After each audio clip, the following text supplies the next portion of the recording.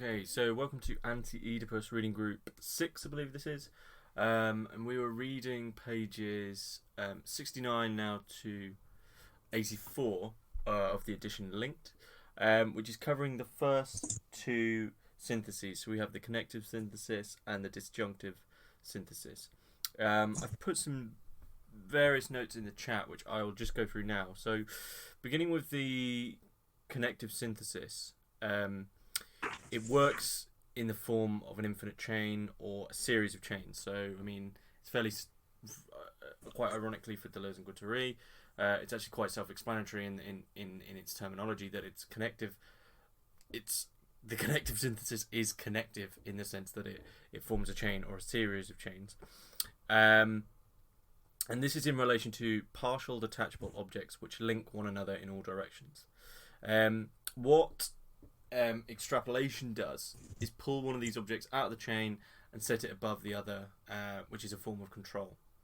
So really what we're looking at with the connective synthesis is this form of connection between desires in relation to some form of idea of a unified ego, but in relation to these parts is where it begins to get difficult, because this is all sort of in accordance with immanence, and we begin to talk about bodies again in relation to bodies without organs, and unification, and the idea of unification and bodies without organs in relation to Deleuze and Guattari, which obviously gets quite difficult. So rather than the linking dependent parts into a functioning whole, in relation to the connective synthesis, desiring machines, they're involved with heterogeneous parts as opposed to this idea of a unified whole. This synthesis then, this connective synthesis, links up and, as I said, connects a series of desiring machines or desires. The mouth, the example I've given here is the mouth connects to steak, then to wine, then to lips, then to air, then to breasts, then to cigarettes, and so on and so on. And within this connective synthesis is this sort of a form of synthesis which connects up this idea of production and consumption, and it's this synthesis which produces new things, i.e. it's production. One machine connects to another and another and another, and our ideas of machines, obviously we're looking at machines from the Deleuze Guattarian sense. So one input connects to an energy machine, its output, and this loop goes on and on and on in multiple directions, and this connective synthesis is this form of synthesizing these connections. And this is like a sort of materialist foundation of how new and innovative things are produced via desire. Now, moving on to the second synthesis, which is the disjunctive synthesis. The example that I've given here is that the socius can be described as a disjunctive synthesis because of the way that it captures all production. It appropriates it and it attributes it to itself in some way, divides it and distributes it. This divides and distributes this form of production amongst itself, whilst also attributing to itself. And these are the examples that Stephen Chaviro gives. The disjunctive synthesis then is one of recording. The in a sort of a Marxist analysis of this, the product is taken out of the flow, separated from the production process of which it was part, and this is a transformation of it into a commodity. So whereas in the connective synthesis we have what Chaviro calls this pure thisness, or just an ordinary sensuous thing, as soon as it emerges as a commodity via this appropriation, via the disjunctive synthesis into things such as the socius, it changes into a thing which transcends just its thisness and sensuousness. So at the most general level, and this is Claire Colebrook in the Deleuzean dictionary, I believe, at its most general level, the disjunctive synthesis is the production of a series of differences. So the significance of the concept of disjunction in Deleuze's work is threefold. First, whereas structuralism conceives difference negatively, such that an undifferentiated or formless world is then differentiated by a structure, post-structuralism and Deleuze regards difference positively, So disjunction is a mode of production. This seems quite complicated, but what we're really looking at with post-structuralism, well, not all of post-structuralism, but specifically Deleuze, when it comes to difference, is not the idea of a negative. So it's not a negation of something else which arises from difference. Everything just isn't in reaction and comparison to something else. The negative doesn't exist in Deleuze's work. Disjunction then isn't, this disjunctive synthesis, and disjunction generally isn't binary. Life can't be reduced for Deleuze to this logic of contradiction, a middle, male or female, etc. This idea of binary thinking wherein everything is a reaction or a negative of something else, and it isn't a reduction to this. But it's like an extension of the series. So in relation to the socius, this reappropriation causes the new, and it causes difference. But this difference isn't simply seen as tethered to something else, or a negation of something else, or a reaction, of course, to something else. This is seen as a creation of something new and of innovation. So they're like sort of my... Once again, I'm going to sort of admit with these that the synthesis is something that I've sort of partially struggled with, because I always read them through the Kantian lens, but I think that they're sort of... There's three syntheses in Kant which are very like these, and I do wonder if these are just I do wonder if these are just purely continuations of the Kantian syntheses. But these, yeah, I mean, I find these tough. So, but those are my two sort of very basic definitions of what the two syntheses we're talking about are today. So if anyone wants to jump in and add stuff, then please do. Actually, I have a question on, so you say on the disjunctive synthesis, in what we just read, the notes that you sent, that the product is taken out of the flow, separated from the production process. The second sentence of the thing you just sent, it says, or the third one, says what extrapolation does is pull one of these objects out of the chain. Is extrapolation here already the disjunctive synthesis?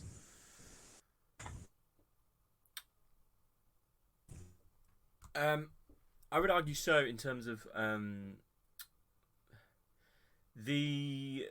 note there was sort of working with all the syntheses at once. So that comes from I'll have to find the link for it, but they were working with all the syntheses at once. So in terms of extrapolation, I think the thing to focus in on there is the bit at the end where it says that it's pulling the thing out of the chain, setting it above the others and controlling them, which is obviously what the socius does, is remove something from the chain via disjunction and set it apart from something else, and therefore appropriating it, or maybe even reappropriating it. Though reappropriating it would be a negation again.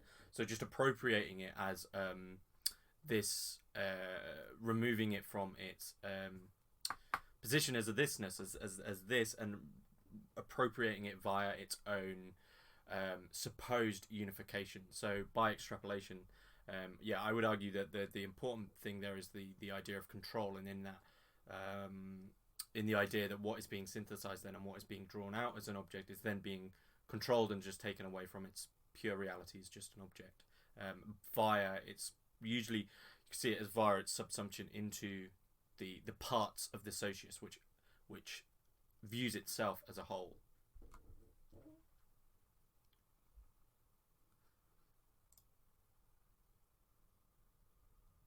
I had a question about, it's in the very first chapter of the Connective Syntheses of Production section on page 68. In the first paragraph, around halfway through, when they say, well, I'll just read it out here. In truth, there are never contradictions, apparent or real, but only degrees of humor. And insomuch as reading itself has its degrees of humor, from black to white, with which it evaluates the coexisting degrees of what it reads, the sole problem is always one of allocation on a scale of intensities that assigns the position and use of each thing, each being, or each scene. There is this, and then that, and let's make do with it. Too bad if it doesn't suit us. And I was just wondering, a clarification, what exactly this section of the first paragraph means. Yeah, so does right at the start of what you said there, you said something about that in that passage there is this idea of contradiction, right? Mm-hmm. Yeah. So with respect to that, what's happening here is this idea of negation again, and the idea that within post-structuralism there isn't negation. Once you have a structure, I'm making this very, very simple, but once you have a structure, whether or not it's phallus, which would be appropriate here, or the one is a sort of a classical concept of this. Once you have that, things are seen as a negative of that or a negation of that, and they're taken in relation to that structure. Where and this of course implies a contradiction because you're beginning from this definitive structure, and therefore, if something arises as a negation or even a reaction to that which is contradictory to that, that outlines the whole idea of contradiction. But of course, contradiction can only exist if you posit the conditions of your experience on a preeminent structure and rely on that. However, when they say let's be done with it, the point is when they say this or that, the point there is that if you look at that from a structuralist point of view, this and that are in relation to each other, not as a form of unification, but in the form of the idea that there can be a unification, and that the this and the that are in relation to that, and so that in that sense, the this or the that become a negative in relation to one another, or a positive in relation to one another, in some sense of a pre-accepted or pre-assumed structure. The post-structuralist definition, once you begin to remove binaries, because binaries, you have male or female, for instance. Once you remove these binaries and move towards the post-structuralist mode of thinking, the idea of a contradiction doesn't exist. So you no longer have the negative. You have this, and that's its own thing. And you have that, and that's its own thing. It's quite an abstract way of thinking about things. But you no longer have a negative of something else. Both things are fully positive in their own intensities as existing separate things. So you're moving beyond a structure which sort of abstractly works as a gravitational pull for certain things, and the idea that there is a unification which things can be subsumed back into via understanding them only as a negative. So it's like understanding everything from some pre-assumed maybe social or cultural conditions. That instantly assumes that things are contradictory, whereas on the post-structuralist view, or specifically the Deleuzean post-structuralist view, it isn't negative because it becomes simply difference. It doesn't have this connection which is assumed with structure. So for the example used of the this and that not being negative anymore, just being two different ideas or things, could that be an example you can use for this disjunctive synthesis where they're kind of disjointed terms, the this and the that, but they're not fully restricting one another or excluding one another? Could we look at it in that sort of way?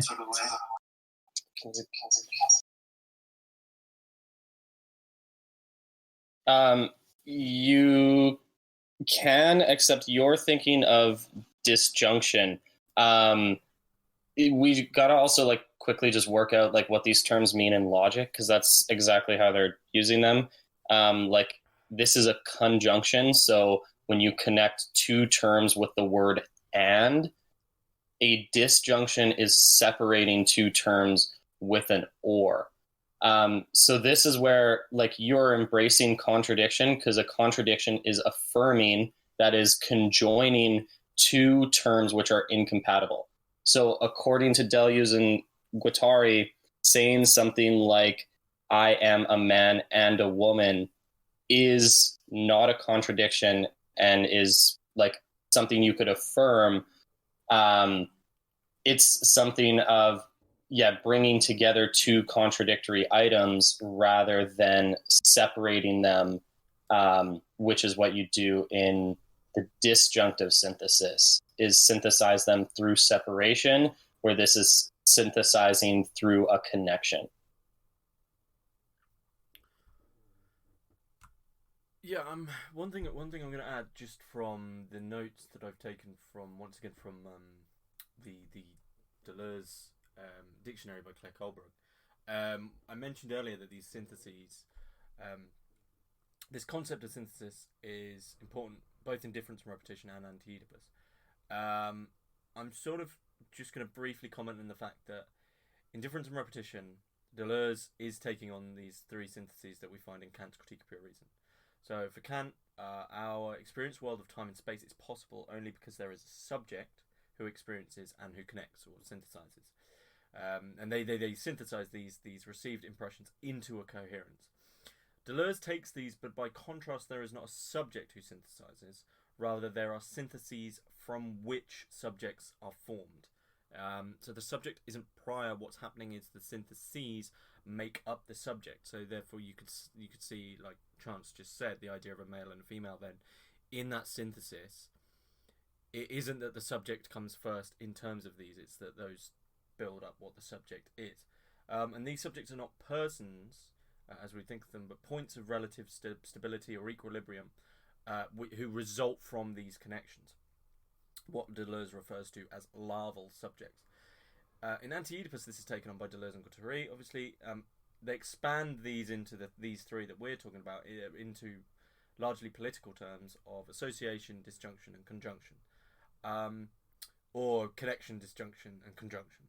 So the connection can be thought of as association as well. So it's not just of data and empirical sensibility as it would have been in Kant's philosophy, but also of bodies of terms into some manifold of experienced things. So these are synthesized into some sort of manifold, which for Deleuze and Guattari remains as these heterogeneous parts, but can be held as an assemblage. The disjunction, the second synthesis, is the possibility of relations between or among these points of stability. So the disjunctive synthesis then is important for two reasons. First, Deleuze is arguing that all syntheses or ways of thinking about the world have legitimate and illegitimate uses, or an immanent and transcendent employment. Syntheses are immanent when we recognise that there are not subjects who synthesize the world. There is not a transcendent or external point beyond the world from which synthesis emerges. Rather, there are connections, syntheses, or desires, from which points or terms are affected. And no point or term can be set outside an event of synthesis as its transcendent ground. So this is once again this philosophy of immanence. For example, you can see from this then that male-female relations or gender as a production, as a way in which bodies have been synthesized or assembled, that's a way in which they've been assembled, and this is almost like immanent to the fact of the subject, and the subject is an assemblage in that way. So one can be male or female via this philosophy. The Oedipus complex is the disjunctive synthesis in its transcendent and illegitimate form. Either you identify with your father and become a subject, or you desire your mother and remain something else, right? But this is like the Oedipus complex as a transcendent value, which is the big problem there. An immanent use of this synthesis, in that you no longer have this transcendent value which is above things, would refuse this exclusive disjunction. One must be this or that. Instead, insisting that one must sort of line up beneath. Instead of insisting that one must line up beneath a signifier of man and woman and submit to this sort of transcendent system, Deleuze and Guattari use this system, this synthesis, to open things up. One can be this or this or this or this and this and this. A becoming. This is where the becoming comes in, and the new. So it's from this that you remove. Once you remove that transcendent point and move towards a philosophy of immanence, that the possibility of not being assimilated instantly and subsumed under these transcendent values, which via the syntheses aren't seen like that anymore, because the three syntheses we're talking about are immanent. These things are all happening, obviously just to use easy language, on the same level. So the subject is produced and not sort of an originary transcendent subject in the Kantian sense, which you then work from. The subject is assembled alongside the syntheses as the syntheses are also being produced. So yeah.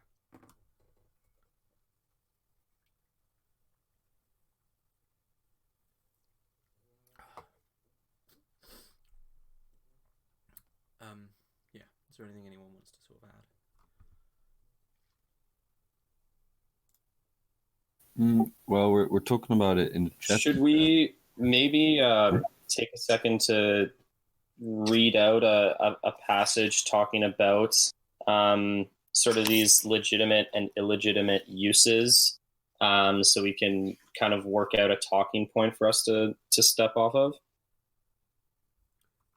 Yeah, sure. Do you have anything in mind? Yeah, I got something. So I was thinking of maybe even just starting on the top of 69, because we've been talking a lot about the difference between molar, molecular, etc., and we haven't really been pinning it down from textual analyses. We've sort of been relying on just other people's knowledge of it to explain it. But here, if somebody's curious, is where they start actually, they do a good use of these terms, where we might be able to start using them in the terms of our syntheses. So on the top, starts on the bottom of 68. Everything begins with nebulae, statistical wholes whose outlines are blurred, molar or collective formations comprising singularities distributed haphazardly, a living room, a group of girls, a landscape.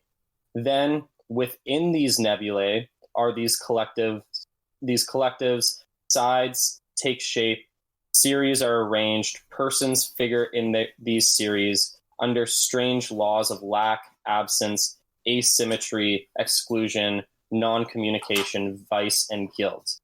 Next, everything becomes blurred again. Everything comes apart, but this time in a molecular and pure multiplicity, where the partial objects, the boxes, the vessels, all have their positive determinations and enter into aberrant communication following a transversal that runs through the whole work, an immense flow that each partial object produces and cuts again, reproduces and cuts at the same time. So we have here, first of all, what sort of Metanomad was talking about, where the subject is actually produced. There's not produced by the synthesis. They don't just actually they don't produce the syntheses like in Kant. So these molar or collective formations, so there's these nebulae, something like a living room, which is a bunch of partial objects. None of them are complete wholes unto themselves. They form a singularity, not a whole object, just something that you could distinguish as one singular thing, like this is a living room that I'm in. Then within those singularities, there's these partial objects, and through those you form something like a person. So in the living room is a person, and the person exists according to the singularity that they're related to. So I exist as the person in the living room, and in a sense, the living room produced me. But of course, the living room is inside a house, which is inside a street, which is inside something else. And all of these are helping to produce each other, and are dependent on a previous syntheses to be formed. But at the same time, everything comes apart and are molecular, which means just a pure multiplicity, which are totally cutting and reconnecting all the time. And that's the way that there is no singular whole object. Everything is a partial object. So everything is cutting each other off, and nothing is able ever to come to a whole unified position.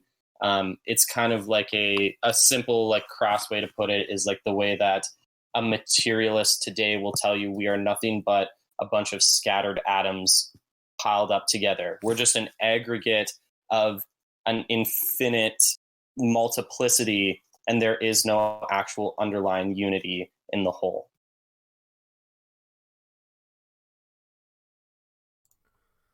One thing I want to add in here with respect to what you just said there about, just focusing on the idea of the difference between the Kantian way and the Deleuze-Guattarian way in terms of the subject doesn't produce the syntheses. It's sort of, I guess you could say it is a feedback loop once again of production and consumption with respect to the desiring machine, in the sense that the way in which the Deleuzian or the Deleuze-Guattarian subject is produced by these syntheses, and I would argue by the way in which they interact with these syntheses, which is actually takes us right back to this idea of Anti-Oedipus as an ethical text, and back to the Wilhelm Reich quote, which is quoted by Foucault. Why does man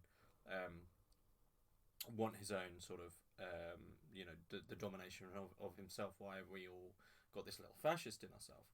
And I think this is why this is often seen as an absolutely revolutionary, not novel, a revolutionary work of philosophy, or sorry, not perhaps personally revolutionary, or independently revolutionary, or even radical, in the sense that as soon as you don't assume this like a priori form of Kantian subject who is synthesizing and producing the syntheses of how the way in which the world appears to them and interacts with them, and thereby and therefore creating these striated structures from which he assesses the world, which becomes from the way from man synthesizing from this idea of a Kantian subject striates the world in a way. And once you have these syntheses as an active part of the production and consumptive feedback loops that are happening within Deleuze-Guattarian philosophy, the way in which man can attend to the world and form himself, or form this idea of a body, or even an ideology, or perhaps a collection of recorded ideas of what he is, or he or she or they is.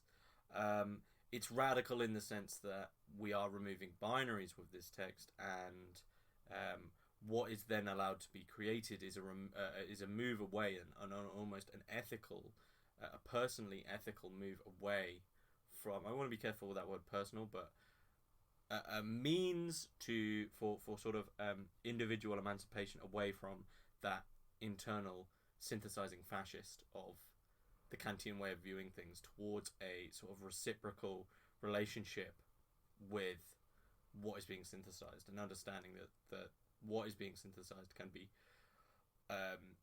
altered by way of this like communication between them for the subject.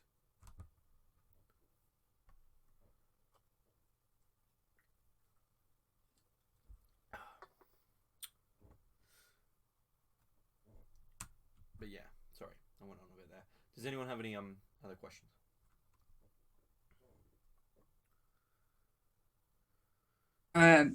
But before that, back to the first paragraph, this part on the Proust and the Sodom and Gomorrah story.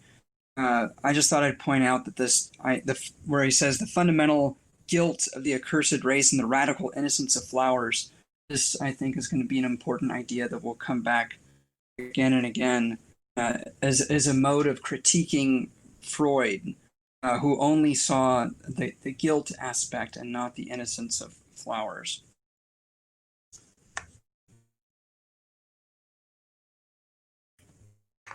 Sorry, could you just explain a bit? Okay, so let's see. So in this first paragraph, he says, we noted how in Proust, the famous passage on Sodom and Gomorrah interlaced two openly contradictory themes: the fundamental guilt of the accursed races and the radical innocence of flowers. He talks about this earlier in the book on page 42 and 43. I'll say 43, but somewhere a little bit later in part of the chapter, he moves toward critiquing Freud, the idea of guilt. I should have made a note to myself where he does that.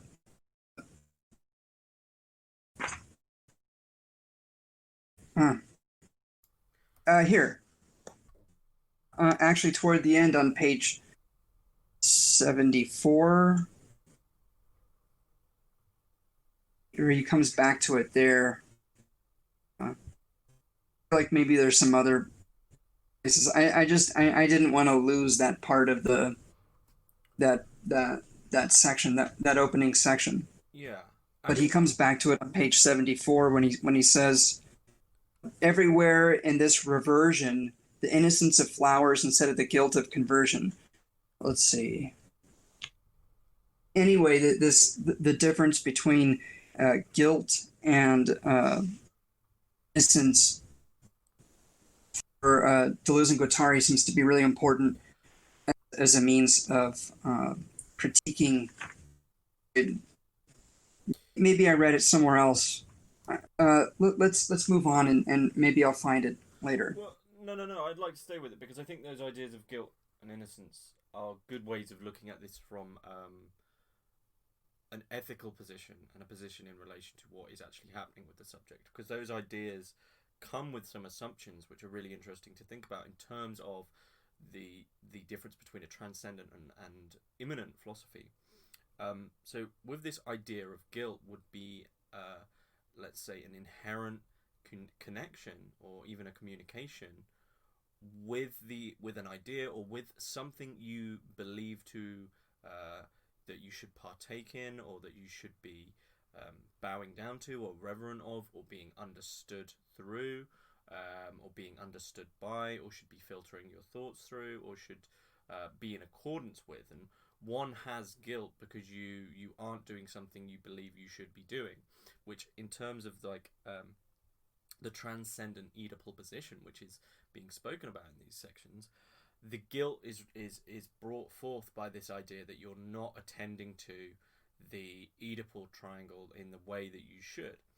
Innocence, however, is of course, I would argue, also quite a tricky word, because if someone is innocent in their act, there is an implication that it's not an ignorance, but there also is something that they were so absolutely ignorant of that they are innocent because they absolutely had no clue of it.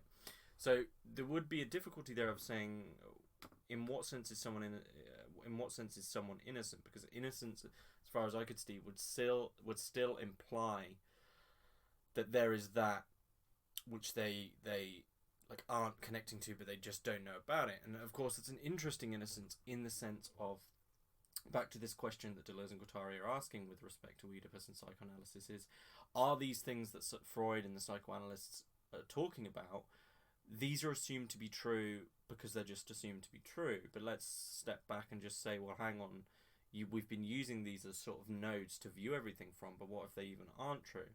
And then there would be an innocence with respect to what happens to someone who isn't, their subject isn't synthesized in relation to these commonplace Western transcendent modes and nodes of common synthesis, such as psychoanalysis or the nuclear family or the Oedipal triangle, right? What happens? And that's this innocence which then develops into something which couldn't be seen almost as negative, because it doesn't have the it's that subject would be immanent, and they would just be synthesizing what is attending to them and they're attending to, as opposed to beginning from some sort of transcendent principle. So in terms of the guilt, that's sort of perhaps where the average Western person is beginning from in relation to this overwhelming sort of like impasse with respect to getting beyond some transcendent value which has been appropriated by the socius as the correct almost etiquette and way of forming a self.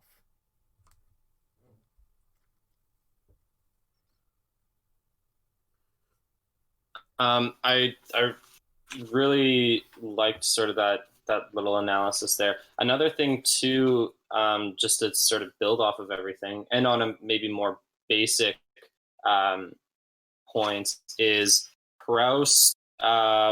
What I think they're praising him with a little bit here is interlacing two openly contradictory themes. So showing how the connective synthesis works is like, normally you can't be guilty and innocent in the same way at the same time. Good example is if a judge in court were to say, like, we sentence you, like, we find you both guilty and innocent at the same time. Well, you can't do that. You have to be one or the other, and they exclude each other. Whereas for Deleuze and Guattari, there's something that allows you to be both at the same time. So that's just where the connective synthesis is allowing both of these to coincide with each other. Another thing to build off of what Meta said a little bit is, I like sort of his idea of innocence here, or what we're sort of hinting at is there may be something about the innocent person who, like this schizo, says, I don't know who Oedipus is. Like, who can ask you, like, who is that? Because as soon as you are produced by the Oedipal machine, as soon as you come out as an Oedipal subject, guilt and lack are inherently built into what you are, and it's sort of like a first sin. Like, you're born with it, you're created with it, and it continues on. Whereas what Deleuze and Guattari are trying to suggest is you could be guilty in one sense and innocent at the same time.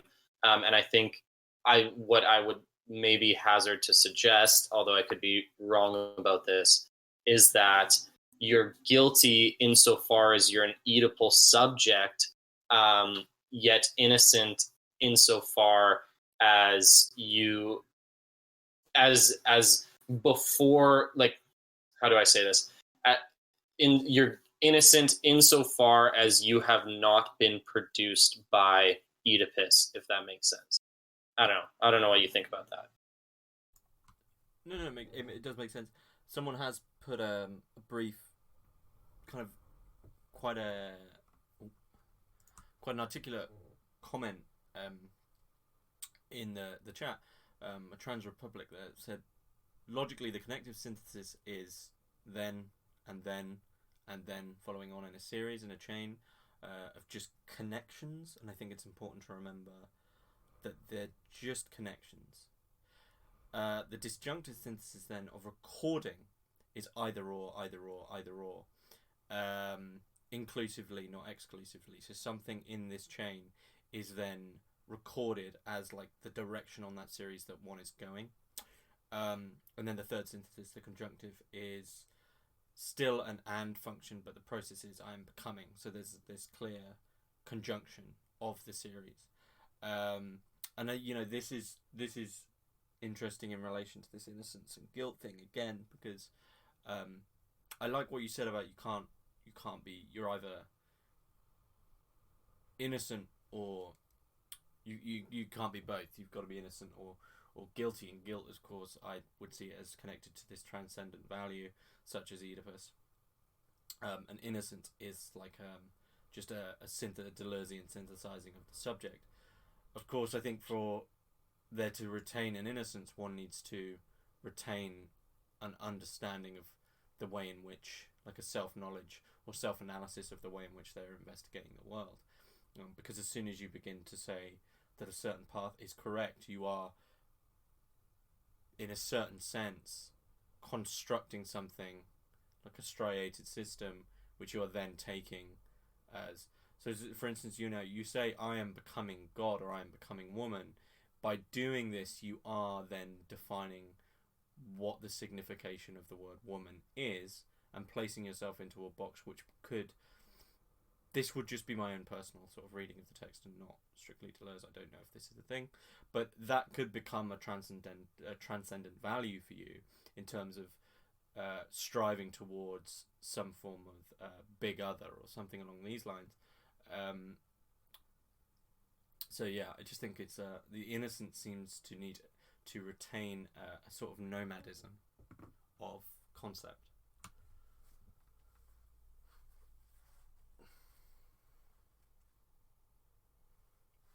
So would that make it that guilt is not a natural thing to be felt without this transcendent object, the phallus or the law that goes above the whole of the other chain? So if it was just, philosophy of pure immanence, just one horizontal level of chain, that is it that people would not be feeling that sort of guilt? So I just wanted to clear up on that. Well, it's also like the feeling and the experience of guilt are going to be a little bit or the feeling in real guilt is actually like different. You could be possibly feeling guilt under Deleuze and Guattari, even if it's not there. But I think you're right that the actual like guilt itself is a lack. I think for them, like so, especially this Oedipal guilt in specific, and they do connect like Oedipus to say things like God, where that's another sort of common source of people like calling themselves guilty is they're lacking somehow, like they're not what they should be.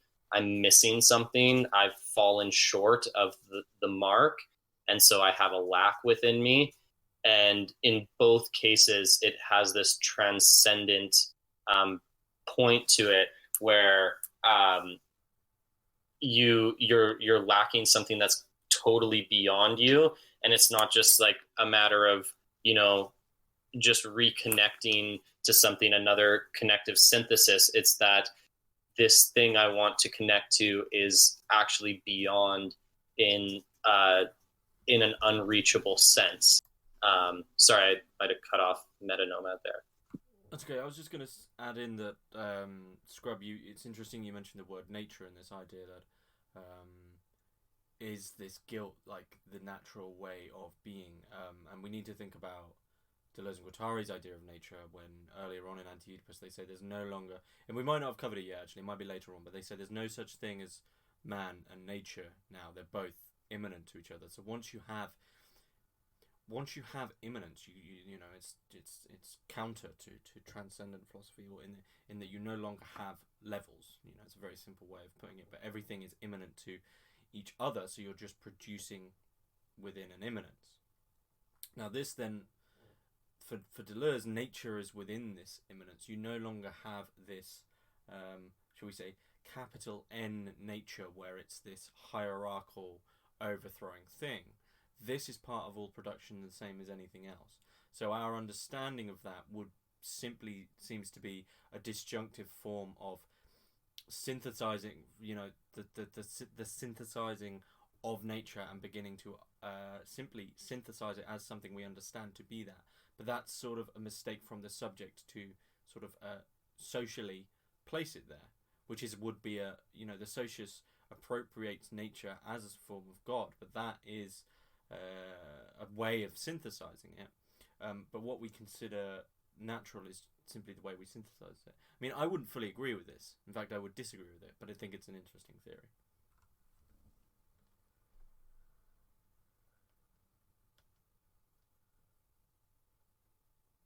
So I guess the question is to go back to the beginning was that could guilt be found in this immanent sense of nature, or is guilt only placed within this, like above the chain when it's being used as a sort of transcendental underlying thing of nature, of humanity?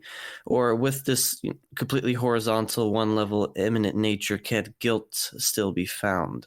Or is there nothing that you're lacking to? You're not lacking in front of God. You're not lacking in front of the judge or your father who's scolding you, that sort of thing.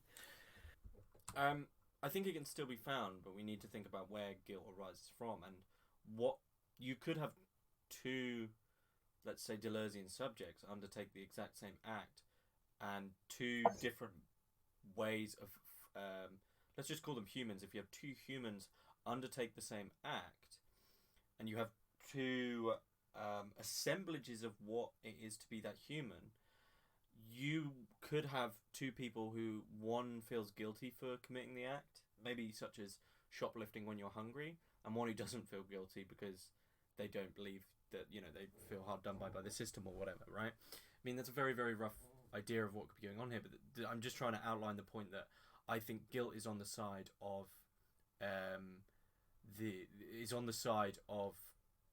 the way in which the synthesis is affecting the subject, right? And we're seeing a lot of this in contemporary gender politics with respect to people, not feeling comfortable in their bodies, etc., etc. I think there's almost like a wrong turn, it seems to me, with if you're going to use these theorizations to comment on gender politics, it seems that you shouldn't be striking yourself more and more, but that's just me. But in terms of the guilt, I believe that it could arise once again within immanence, because the way in which guilt, Deleuze and Guattari are trying to state that the way in which guilt arises is via this immanent subjective way in which someone is synthesizing events and objects and understanding them as something you should be guilty about.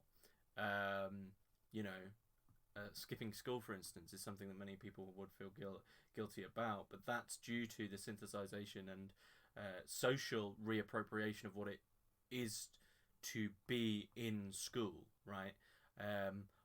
Why you shouldn't go to school, or why you shouldn't skip school, is because the synthesization of all those structures which create a schooling and many of the social structures which create schooling have been reappropriated to cause that synthesization for you to react to it in such a way that you understand that it's an authoritative thing that you shouldn't rebel against, right? So, but you would always meet kids who, it amazed me when I was younger, who literally wouldn't care about skipping school. They wouldn't feel any guilt about that. And I think this is the form is, in what way have you been affected by the disjunctive synthesis of the socius, which have reappropriated values into your subject and your understanding of the world. So the guilt then it arises in this is perhaps a bias towards Sarah, but the guilt seems to arise in one's communication and the way in which they're affected by the reappropriations of the socius. So, in very short, I would say it still is possible within immanence, yeah. Okay, that explanation makes sense. Yeah. I found my section on Freud and guilt, but it's not until the disjunctive synthesis. I hold on to it until then. Sorry? I found my section that connects the critique of Freud through guilt, but it's in the disjunctive synthesis section. Should I hold my comment till we get to the disjunctive synthesis, or we're sort of flirting between connective and disjunctive? So go ahead. Okay, so on page 80, then let's do first the bottom of page 80, and then I'll skip around to the middle of it. But the bottom of page 80 says the Society of Brothers, and this becomes kind of an interesting idea. This idea of the Society of Brothers. The Society of Brothers rediscovers nothing of production and desiring machines. On the contrary, it spreads the veil of latency as to who refused to be Oedipalized. The psychoanalyst is there to call the asylum or the police for help. Police are on our side. So first of all, we have the police on the side of the psychoanalyst. In this case, mostly Freud, I believe. Skipping to the next full paragraph in the middle of the page of 81, says Oedipus is completely useless except for tying off unconscious on both sides. We shall see in what sense Oedipus is strictly undecidable, as the mathematicians would put it. Skipping down a little bit. No, I'll read the whole thing. We are extremely tired of those stories where one is said to be in good health because of Oedipus, sick from Oedipus, and suffering from various illnesses under the influence of Oedipus. It sometimes happens that an analyst becomes fed up with the myth that is the bed and board of psychoanalysis and goes back to the sources. Freud never manages to escape the world of the father or of guilt. Offering the possibility of constructing a logic of the relation of the father, he was the first to open the way for a release from the father's hold on man.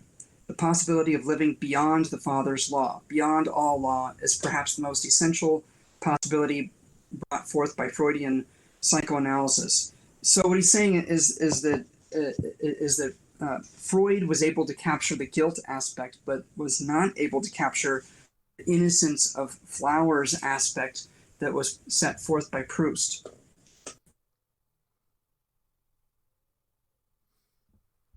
I'm sorry, I probably should have closed the quote and then inserted my comment. No, it's okay.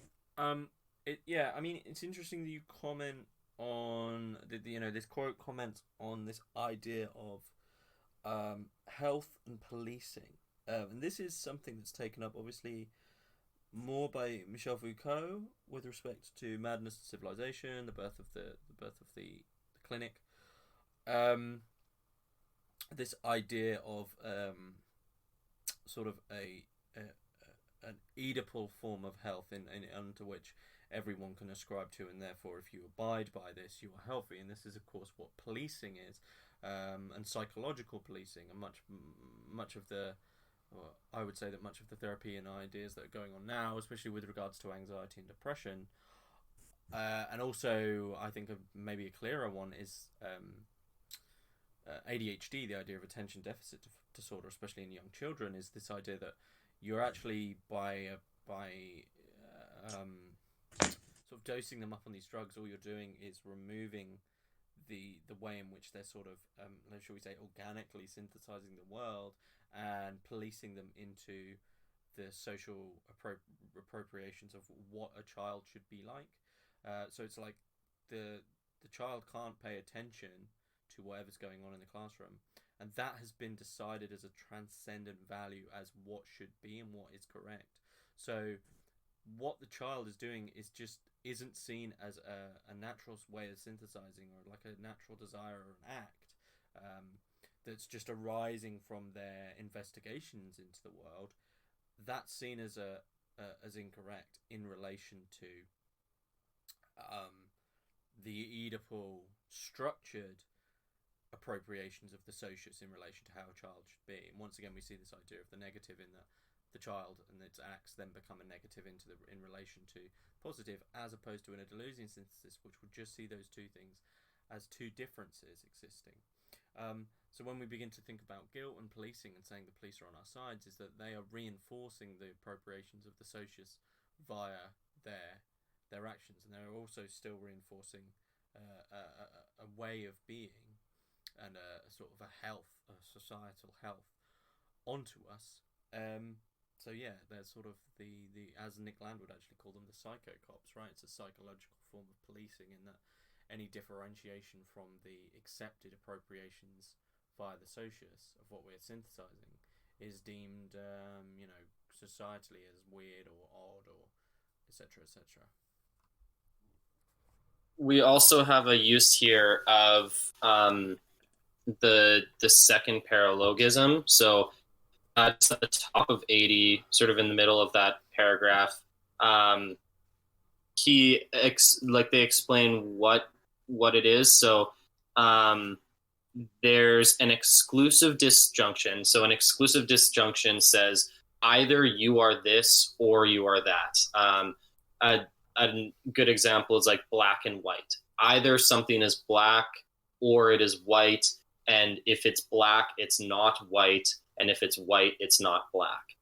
Well, what you have here as well is what's called a double bind, where, as they say, a principle in which an exclusive disjunction is defined in terms of a principle, which, however, constitutes its two terms or underlying wholes, so they're wholes and not just partial objects, where the principle itself enters into the alternative, a completely different case from what happens when the disjunction is inclusive, which is the type of just disjunction that Deleuze and Guattari are sort of advocating here. And so here we have the second paralogism of psychoanalysis. In short, the double bind is none other than the whole of Oedipus. It is in this sense that Oedipus should be presented as a series or as an oscillation between two poles. First of all, the neurotic identification and the internalization that is said to be normative. So that's one hand. On the other hand, is Oedipus, the double impasse. So you actually have something really similar here where there's, say, the so you have your police and your psychoanalysis.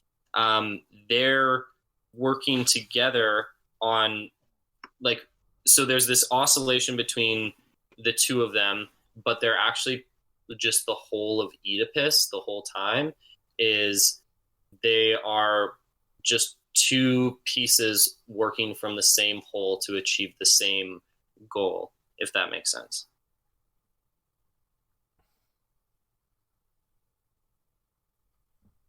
So I read that a little bit differently.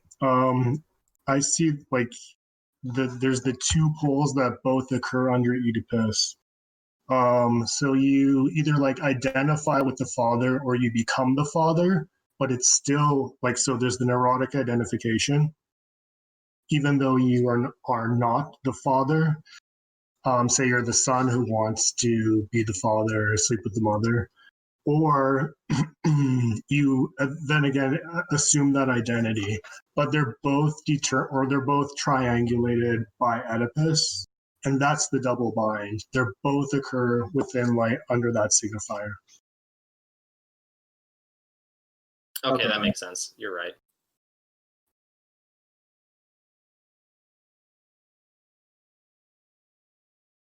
I wonder how fruitful a comparison with Nietzsche's or Zarathustra's three metamorphoses would be. The first two, the camel taking on the burden and the lion shirking it off, would seem to be in the realm of guilt, it seems, and perhaps a child would be the innocence of flowers.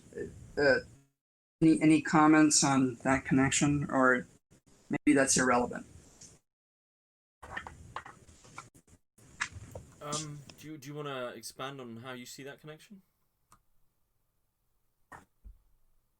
Well, with Zarathustra, the child is the last term in this series. So first you have the camel that takes on a burden, that takes on a task, and then you have the lion who rebels and fights against, in Zarathustra's language, the dragon. So it's this rebellious kind of character.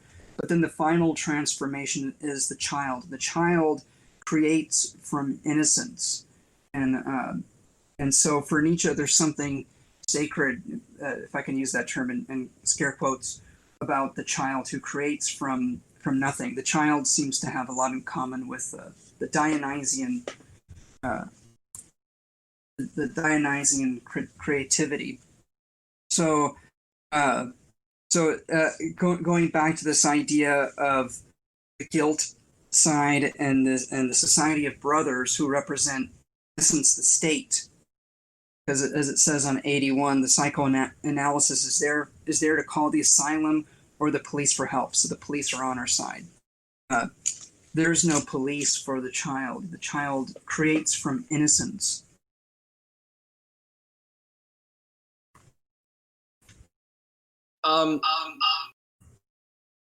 There is there is something there to talk about. So the child is in a sense like similar to I think the schizo in your example.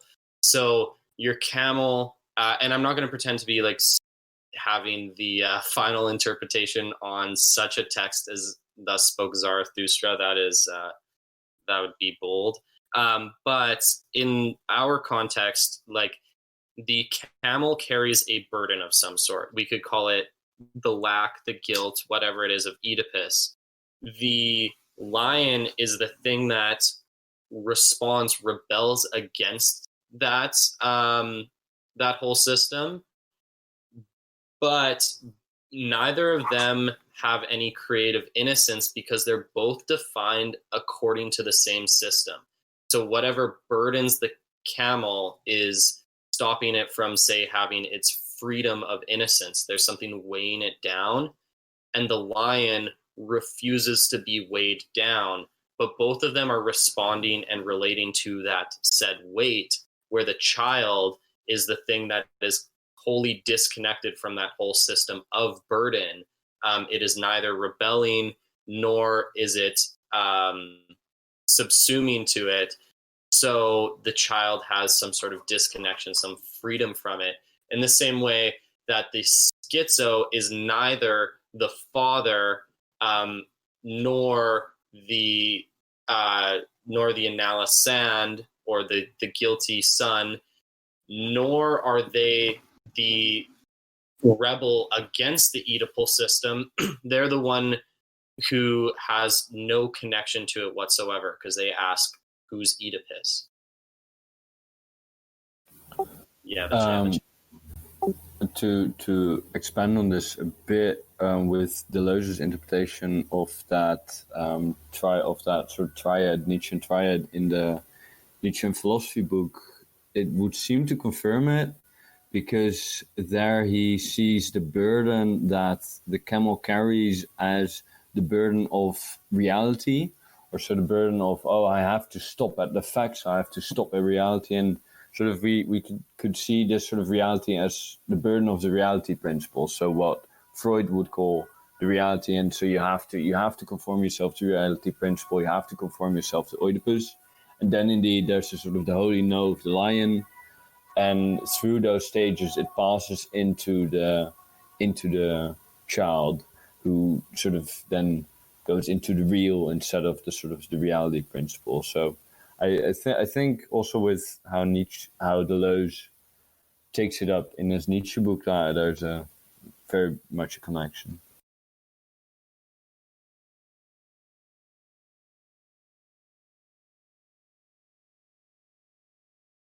I don't know if this is too much of branching off topic, but I was wondering if you could clarify what you meant by the child going into the real instead of the reality. That's a sort of the real with like the capital R. It's that difference between it's a sort of the sort of Kantian difference between phenomenal reality and the thing in itself, but that's also taken up by the psychoanalysts who say, well, you have the reality, the consensus reality, sort of phenomenal reality in which we live, and that is governed by the reality principle. So it's governed, and the reality principle is quite an older sort of a philosophical thing that was made by Leibniz and used by Schopenhauer, that basically says that which is real can only be real if it's non-contradictory. So we can only have a reality, you can only call something real if it doesn't contradict with anything else. And like Schopenhauer reduces Kant's system to saying, well, that's phenomenal reality. But of course, that is sort of phenomenal reality. And what Deleuze then, I think, here he does is also with the schizophrenic, says, well, the schizophrenic enters into the productive real, where there is no sort of reality principle, where it isn't yoked under a principle of non-contradiction, but it's these inclusive disjunctive syntheses and these and-thens that just produce and produce and produce, instead of being yoked into what should be reality. And that's, I think, or I'm sure that's also what Deleuze says, is for him the burden of the camel, because the camel has to keep itself to the reality principle. The camel can only affirm that which conforms to reality principle. And there's the last thing to add to this is that because for Deleuze you have, of course, the affirmation thing and the Nietzschean affirmation, and he differs this affirmation in a sense between the affirmation of the donkey that says yeah, or that just says yeah to everything, which isn't actual affirmation, because actual affirmation selects and chooses and also says no. So there's also So the sort of the different stages of the camel, lion, and child aren't completely separate, because otherwise there'd be an exclusive disjunction again. But every stage is also partly in the child, because, well, in the sense, the schizophrenic can also engage with the consensus reality that the psychoanalyst wants to cage him in, but he just doesn't, or sometimes he does to fuck with the psychoanalyst. And he also has to say no, in a sense. There's also, with this delusion, you have to say no to things, because selecting and making and doing something with it is actually affirming reality, instead of sort of taking it all in. And I don't know if this was completely useful, but it sort of finishes the Nietzschean formula, with the difference between just saying yes to everything and affirming by also saying no.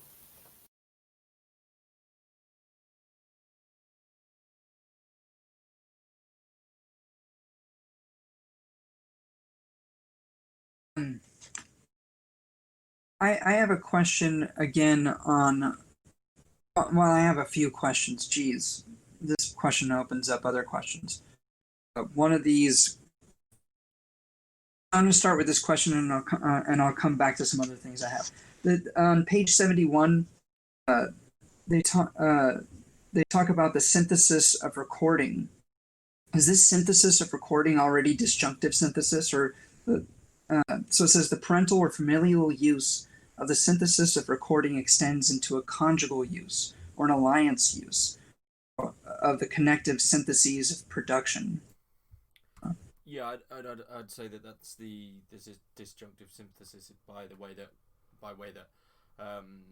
recording is appropriation. For something to be recorded, it's understood as something which should be recorded and should be held as, let's say, a continual value, which is a given because it's recorded.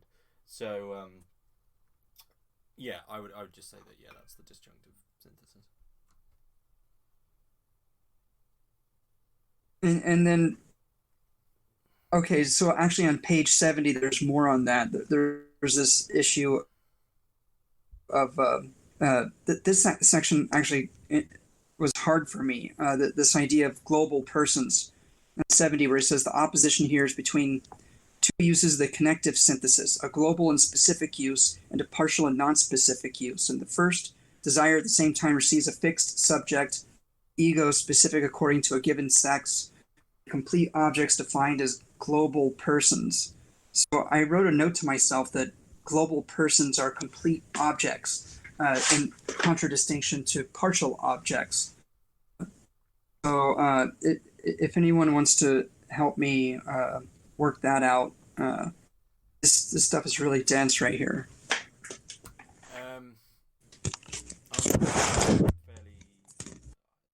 still struggle with the understanding of objects. So it'd be good if Bill was here, but if anyone else has any stuff they'd like to add on that, then please do. I'll gander a little bit of an explanation. So we're talking between, like, we're going in this section to differentiate between, like, what we've been talking about as the legitimate and the non-legitimate use of these syntheses. The first one, global and specific, I'm pretty sure within the next couple pages, and definitely when he recapitulates the three syntheses, talks about how the global and specific is the illegitimate use, and underneath it, the parental or familial use is a part of this global and specific use. So that's on one side. Partial and non-specific, I'll go over a little bit quicker because that's easier, I think. That's the one that they advocate for. What's a legitimate use is one that is partial, so it makes use of partial objects. Partial objects being incomplete, non-fixed objects, and they're non-specific, so they don't fall under a species. They don't have a nature to them. They are these basic, like the molecular entities, which are totally multiplicitous. They're multiform, they're plural, there's no underlying unity to them. That's why they're both partial, because they don't form a whole object and they don't unify with something, and they're non-specific. They don't fall into any species of any sort. The global and specific use are a little bit different, but global in the sense where it applies to all things. There's something that transcends all of them, yet applies to all of them at the same time, such as a parent of Oedipus, and a specific use, which is a specific species of parent. So Oedipus. Oedipus and not some other Greek mythology character. You could have imagined a similar Freudian mythology where we're analyzing, instead of Oedipus, an Odysseus complex, but we're not. We specifically have the Oedipus complex, so that's our specific use, and it is global, applying to all of the objects that fall under it, which includes all the human beings. I think that's correct. Okay, so global and specific as illegitimate use, that they're really using a synonym for universal here. Is that correct? Is that a good reading? Universal, yes, but they're being careful to not make it like literally universal, because Oedipus has been produced itself by something, say, more universal. Machines are kind of like, I wouldn't call them the universal, because all the machines are so partial and plural that we don't want to assign the exact universal. Like, they'd be probably uncomfortable with the term, but I think for understanding what they're talking about, it's universal in the sense where it applies to everything. So it seems, at least, because they don't necessarily, like, it's not a real, it was still produced itself, so there's something beyond it, which would be, which makes it not like universal in the sense where, like, in classical philosophy, say, like, being is universal. Every single thing has being. That's a universal no matter what.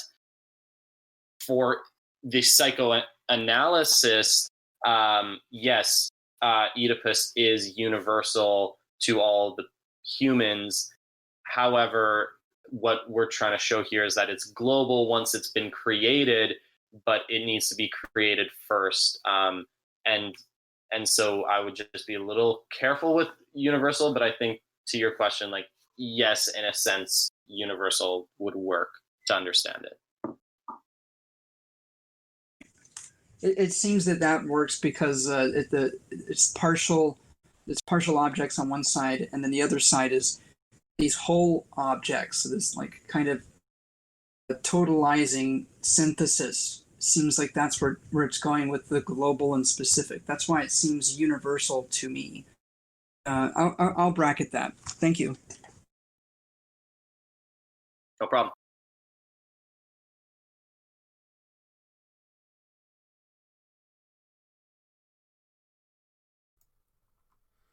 Okay, we've got about 40 minutes left. Is there anything else on to do with these syntheses or in these sections that people would like to cover or comment on, or something that we've sort of skipped over that, confusing you or whatever?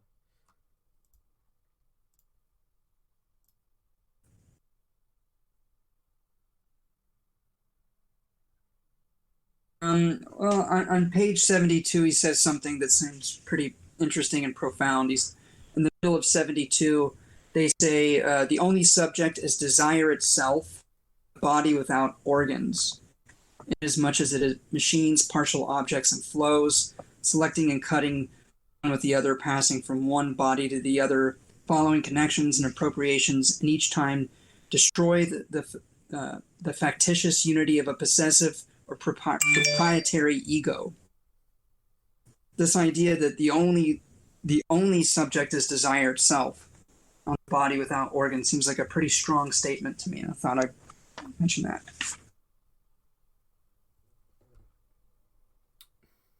Well, I think that's. Sorry, go. Meta, do you want to go first?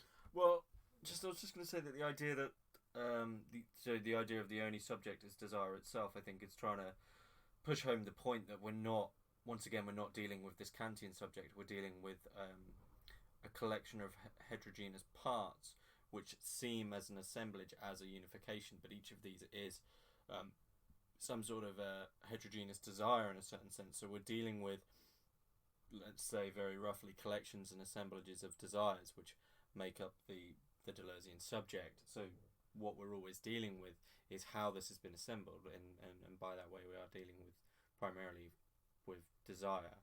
It's it's this removal away from this sort of originary Kantian notion of a subject before anything.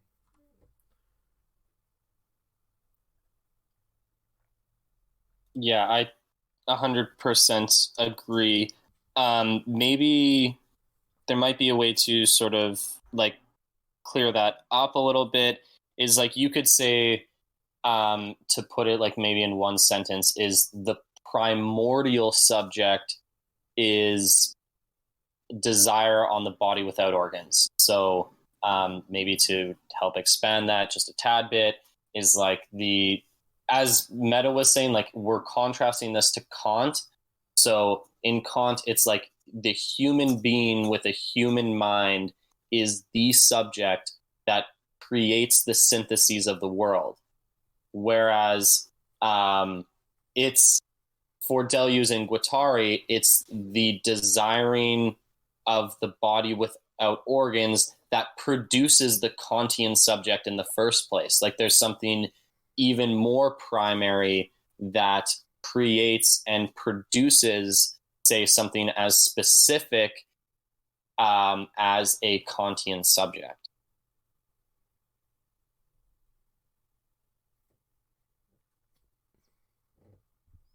Yeah, I just completely agree with that.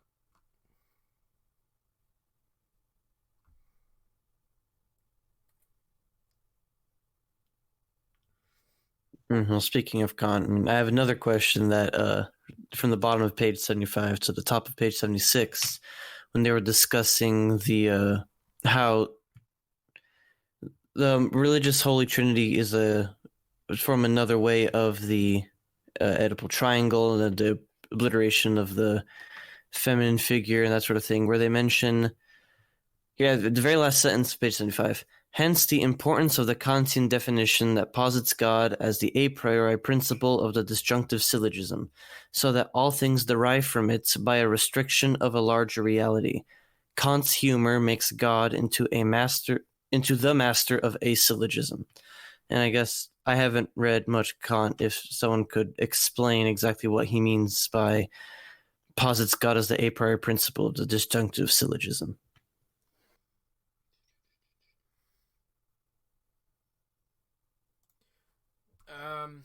That's one hell of a dense sentence. It's like continental philosophy overload. So to go through it sort of systematically, you'd say that firstly you're positing God, obviously. As did you say? But a priori is before any empirical experience of it. So that's there always already before anything. Where Kant also argued that space and time are part of these. So to argue, is the quote to posit God as the a priori disjunctive syllogism? Yes. Okay. So by doing that, you're positing that there's this transcendent principle before anything else, which appropriates connections towards a transcendently accepted synthesis. So before anything else, there is something which has appropriated your reality for you, and you're abiding by that. I see. So it sets up its own completion in a way. It sets up its own resolving. Yeah. Okay, I got that. That makes sense. So that by introducing this transcendent God figure, it moves all of everything that can be put into this triangle towards a specific direction, a specific resolve to it. I don't think it would actually matter what the resolve is. I think Deleuze and Guattari would be more critical of there ever being this possibility of a universal or collective resolve, because by doing that, you are once again heading towards sort of a personal fascism, where you're subjecting yourself towards a way of being which might actually not be the way you want to be, right? Understood. Yeah. Okay, that makes sense. That cleared it up.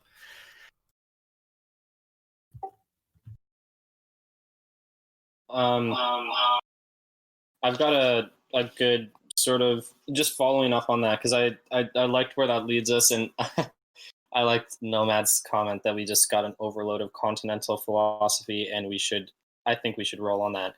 So the very next paragraph we have, sort of in the middle of it, everywhere in psychoanalysis, in Freud, we have seen this taste for exclusive disjunctions assert itself, and nevertheless, the schizophrenia teaches us a singular extra Oedipal lesson, reveals to us an unknown force of the disjunctive synthesis, an imminent use that would no longer be exclusive or restrictive, but fully affirmative, non-restrictive, inclusive.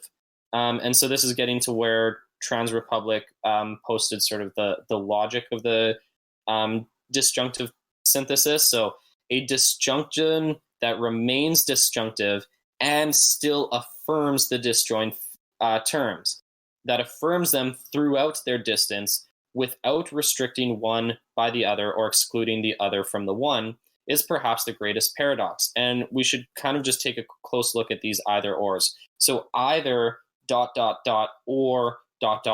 or instead of either / or. Well, what's the difference? In the first one, you could think of it, maybe even a tone might help, if I'm thinking about what could I do today? Either I could watch TV, or maybe I could read a book, or maybe I could make some food, or maybe I could do this. All of those both affirm each other because they're compatible with each other, and none of them are saying, if I watch TV, then I'm not reading a book. They're just all these possible options that I'm affirming. Whereas if I say the other one with the / in between it, either I'm going to watch TV or I'm going to read a book. And if I do one, I'm not going to do the other. And that was like, I tried to use the example earlier of black and white. Like either the color I'm looking at is black or it's white. If it's one, it can't be the other. And what we have, their imminent use here that affirms both of them with the ...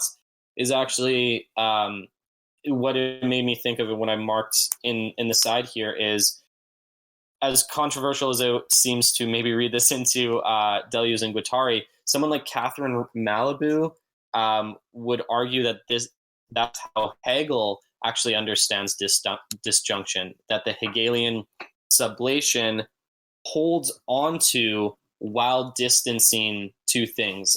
Hegel has his classic example of salt, which salt is what it is because it's defined by what it's not. So salt is white, but insofar as it's white, it's not tart. But insofar as it's tart, it's not white, but it's all of those things. So it has these like disconnections within it.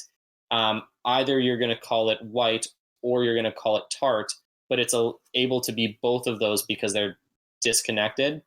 That's a little bit of a side note and like off track, but I think it's actually interesting to note, especially just because I've seen people talk about someone like Catherine Malibu in our channel, in our other channels, and it might be worth just bringing a little link to some other thinkers here, that they're not, Deleuze and Guattari aren't just out to lunch on their own here.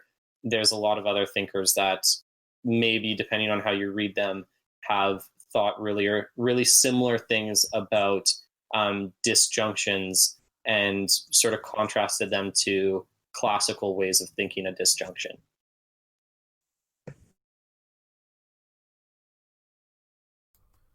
Yeah, I know. I still haven't got around to reading Malibu's work, so I can't particularly comment on that one. But I think it's it's interesting. It's always risky to bring in Hegel with Deleuze, but it's always fun. If anyone's got any more comments on that, that's fine. But we've got 30 minutes here. If there's some things you want cleared up, just put them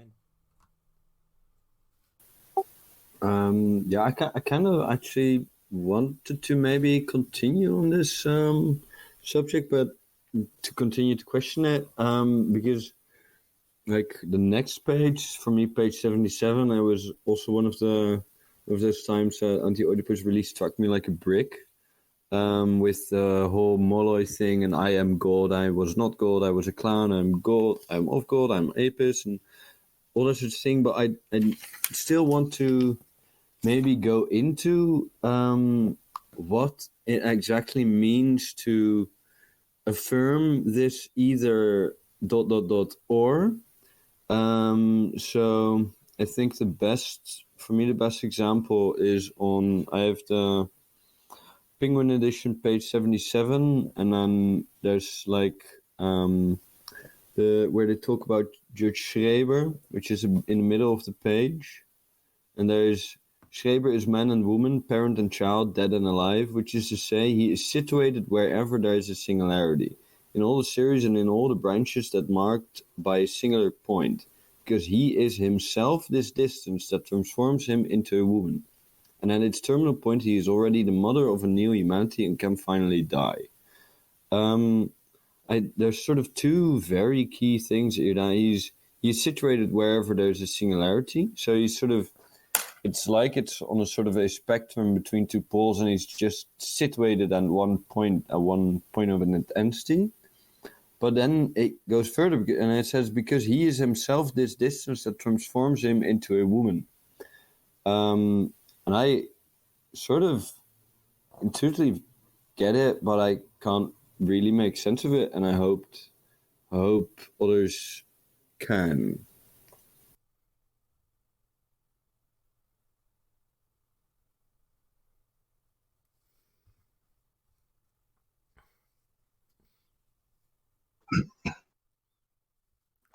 Maybe you can think about it in terms, again, like what we were discussing earlier with Proust, the innocence and guilt. For instance, somebody, for innocence and like I was thinking of innocence and experience, because I was thinking of somebody who's at one point, like temporally, was innocent to a type of experience, like say doing weed for the first time, right? Like you have no comprehension of what it is. But then after smoking, you suddenly gain this experience. So now, though, you're this one point between innocence and experience. Like you combine both of those aspects. So you're that one that's this one person is situated as a singularity in all the series in all the spectrum between innocence and experience is this one subjectivity. And you can see that Schreber himself was like that. He is that distance that transforms himself into a woman, and at its terminal point, he is already the mother of a new humanity. I'm not actually sure what that means, but I'm just saying that Schreber, he's that immediate term that from like his own like phenomenological experience that made a man, woman, child, mother, father, that kind of thing.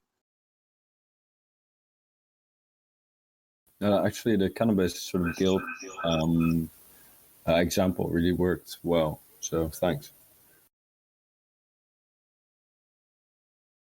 Yeah, I like that. It's like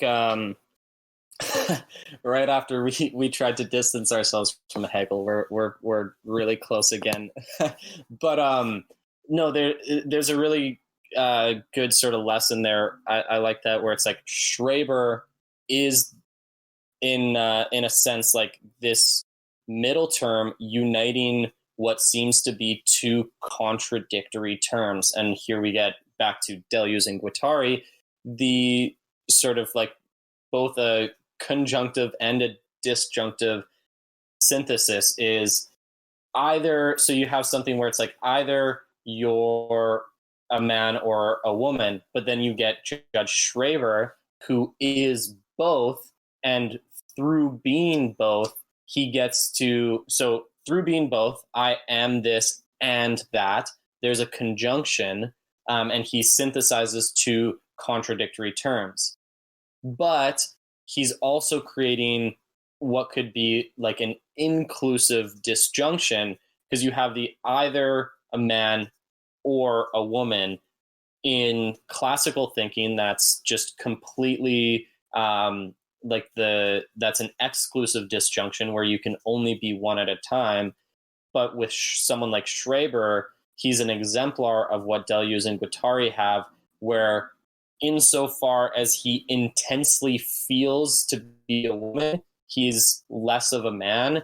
And insofar as he intensively feels to be a man, he's less of a woman.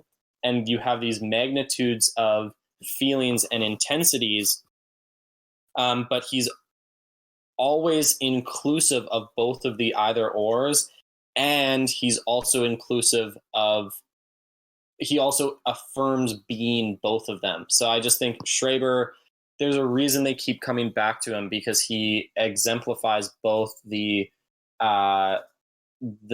conjunctive and the disjunctive synthesis in their immanent uses really well for Deleuze and Guattari.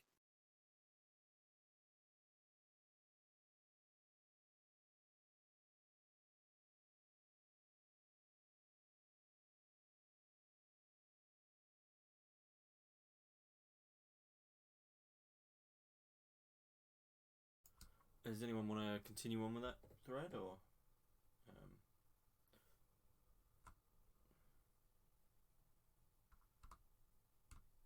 is there anything anyone wants to add?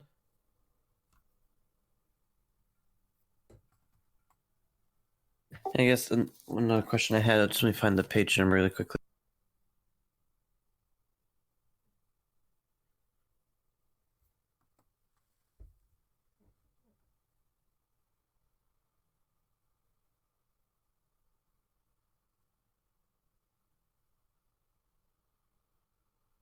Oh yeah, in the middle of page 106, when they're describing how psychoanalysts could see the difference in nature as between the imaginary and the symbolic, they're saying that the true difference in nature is between the real machinic elements, which constitutes desiring production, and the structured whole of the imaginary and the symbolic, which merely forms a myth and its variants.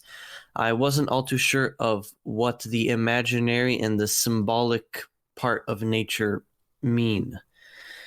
I understand the whole design, production, machinic element, as we've talked about that. Oh, did he cut off from the start? I guess to repeat my question, middle of page 106, where they say that the true difference in nature is not between the symbolic and the imaginary, but between the real machinic and the structural whole of the imaginary and the symbolic, which is what was confused on what exactly this structural whole of the imaginary and the symbolic mean. I think I'll only answer this quick because I think somebody else might be able to do it better than me. But I think the structural whole of the imaginary and the symbolic would be sort of this parental, global, specific use of like an Oedipus, basically, is so the symbolic and imaginary are sort of, they come up in Freud and specifically get like really ramped up in Lacan, another famous psychoanalyst. And so that's how they delineate sort of like, that's their whole sort of metaphysical or psychoanalytic understanding of the world falls under these categories. And so I think what Deleuze and Guattari are suggesting is that they form this whole, which would automatically be something Deleuze and Guattari would reject, because they reject any idea of a whole. There's only partial, non-specific things. And then these, so that's why they're saying what we are is not that. There's the desiring machines, and they're not the same as this whole that becomes formed by combining together one part symbolic, one part imaginary to form a unity. I see. So that could be seen as the piece of the connective synthesis chain that's placed on a higher horizontal level, transcendental, that underlies all the other parts of the chain. That would be the imaginary part of nature. Can you just repeat that one more time, just so I'm sure I got where you're going, and also just a reminder of what page you're on. Oh, yeah, sure. 1 second. I accidentally closed my PDF. Let me get that.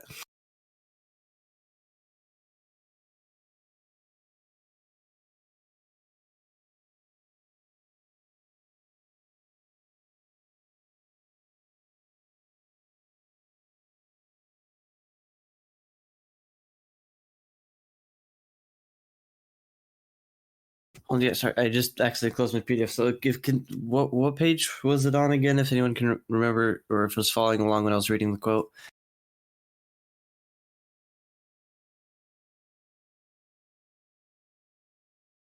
Even if you can just give your question again, I just wanted to make sure I have it right.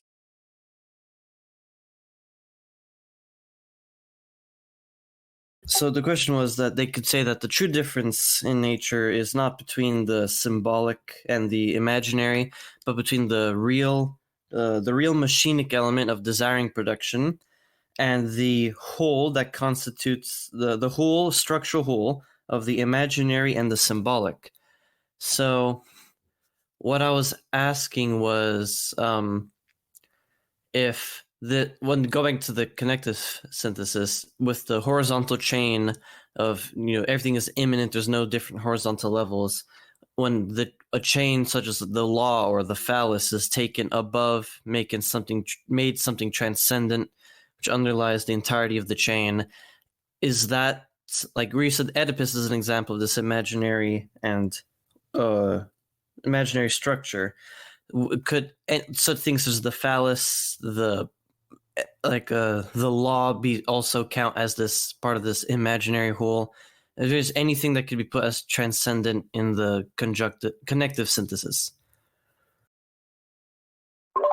Well, yeah, there wouldn't be anything actually transcendent in the conjunctive synthesis.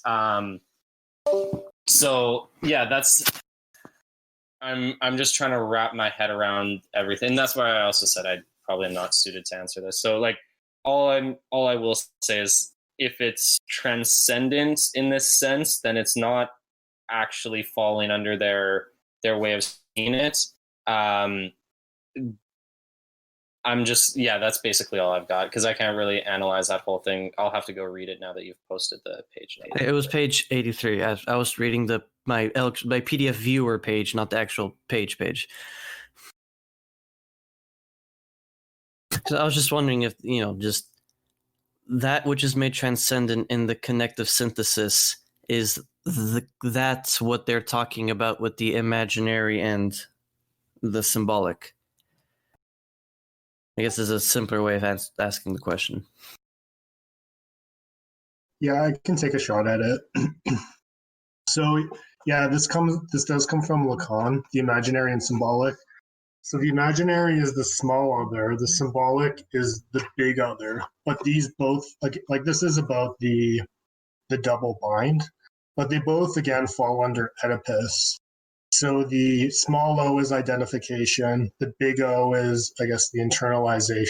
It could be internalization, but it's still signified by the phallus, and so I guess they're saying, Lacan is saying that this is where the conflict happens, but Deleuze and Guattari are saying that it's anedipal. So it's not Oedipus at all. It's desiring production itself. So it's something that isn't signified by the myth or its variants. So that's where the crux of like their argument is coming. They're trying to get out from under Oedipus to an Oedipal desire, something that's not determined by Oedipus.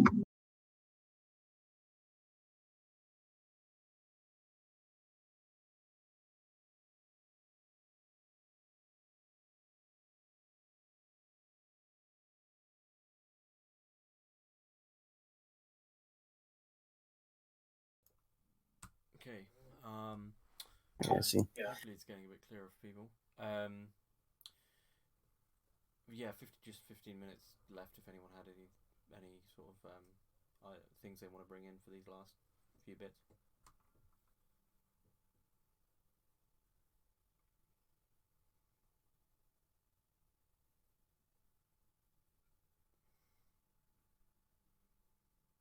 If not, that's completely fine. We've covered a lot, and these two sections are quite dense but compact. Is there anything else that people want to add in, really?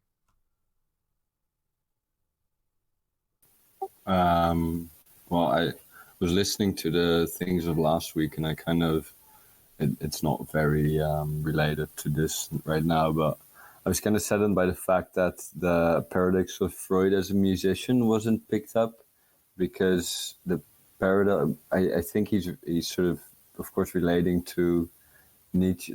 I think one of my funniest moments in the whole philosophy is Nietzsche's complete sort of bafflement and his paradox of Schopenhauer as a musician. That Nietzsche just goes on about the fact that Schopenhauer gets up in the morning and plays his flute, and that he does that every day, and that Nietzsche just can't believe that a man like Schopenhauer, who's such a sort of, oh no, the whole world, it's all shite, and we've got to renounce ourselves, we've got to be aesthetic, like completely reactive sort of thing, that he still gets up. He's that is sort of almost the moment that he starts to, that his Schopenhauerianism starts to crack, and he's like, okay, no, you there's got to be something creative and something active in you if you get up in the morning every day to play the fucking flute. I don't know how related this is, but I've always found this one of the absolute funniest moments in philosophy.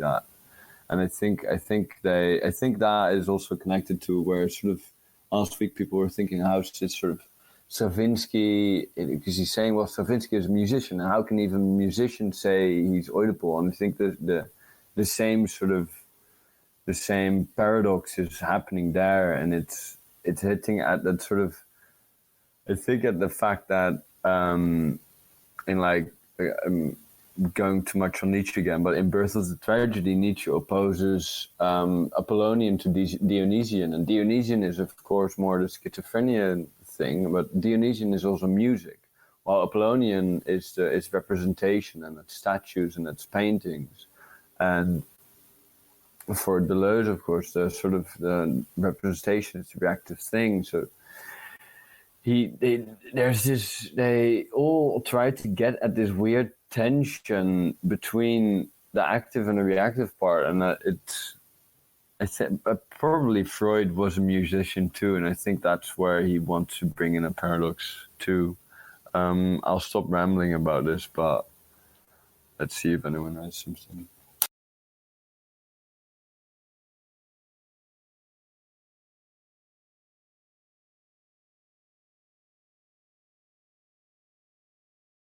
And what Dialectics said? Yeah, I just saw Dialectics put there. So he's quoted page 78.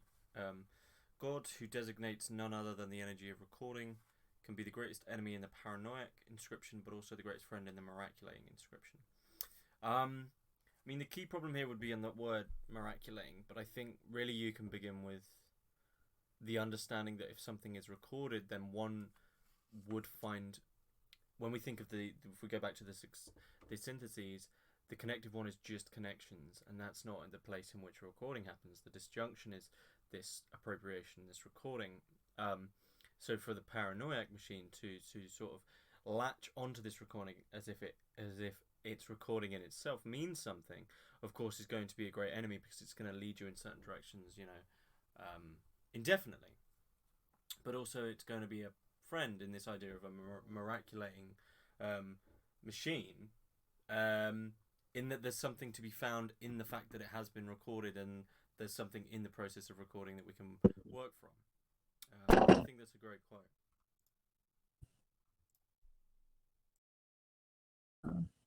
Thank you.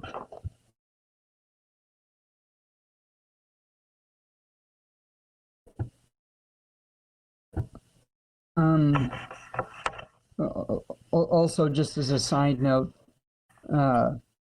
there's a quote by Nijinsky that one of the other people in here almost discussed. And I just wanted to mention that Nijinsky was actually the dancer who was the choreographer for Stravinsky's The Rite of Spring, which was one of the most noisy and cacophonous things of the early 20th century. I thought that maybe that connection was worth noting.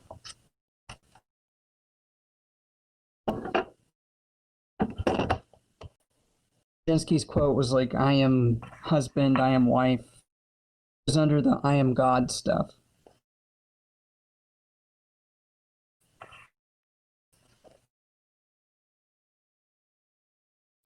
I don't know much about Nijinsky, but whether or not this is what you wanted us to discuss, I just think it's interesting that Nijinsky was choreographing something as chaotic and cacophonous as The Rite of Spring, because there seems to be some sort of coding, maybe not in the Deleuze and Guattari sense, but there's this sense of organizing, and I would call this a conjunction between what we were talking about, the Apollonian and the Dionysian, is by choreographing something like that, something that sort of defies any definition or restriction into a specific genre or a specific section.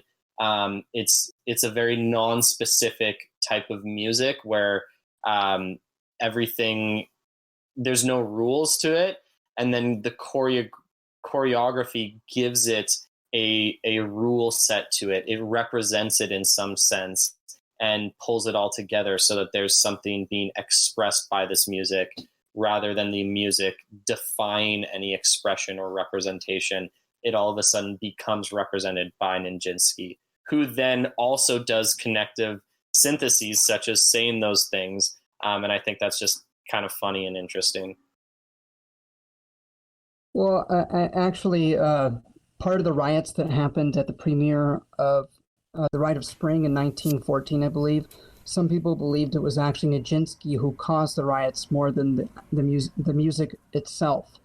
Also, this piece, alongside Arnold Schoenberg, who was the creator of atonal music, 12-tone music, is well documented in Adorno's philosophy of new music. I'm a musicologist, so that's my background. But I wouldn't say that the Rite of Spring was the noisiest thing, maybe up until that point. But actually, what came a little bit barely before the Rite of Spring was the Futurists' actual noise music that used clangs and rotary devices to make actual noise, rather than Stravinsky's really well ordered music that was very meticulously written, and actually used folk music as some of its material, which was partially why Adorno criticized it and called it infantilistic music.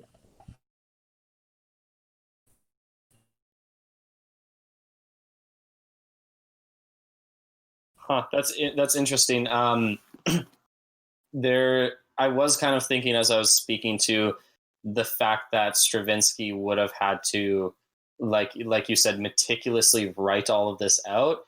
And I kind of remember the critique of Adorno you're talking about, and I'm probably not accurate to him, but I think there's something to be said about how this is something that was so like revolutionary and stunning to the audience, yet at the same time, maybe from like a Deleuzian sense, like it could still be criticized as following like these rules and following the exact structure that's already been laid out for it in a way that, yeah, say something like noise music defies, it's more like the Stravinsky tends to just bend the rules or reform the rules, but they're still under the same overarching status of classical music and its specific rules and ways of doing things.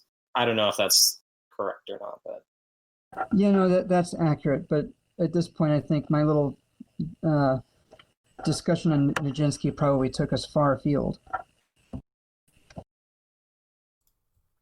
That's okay. I think we sort of have covered these sections fairly well, so I'm going to finish up the session here. And obviously, you know, if you guys want to keep discussing the music, that you know, you're more than welcome to, obviously. But yeah, thanks for coming. I'm not too sure about next week. I think next week might be on Thursday, but I'll keep you everyone updated and let everyone know. But yeah, thanks guys.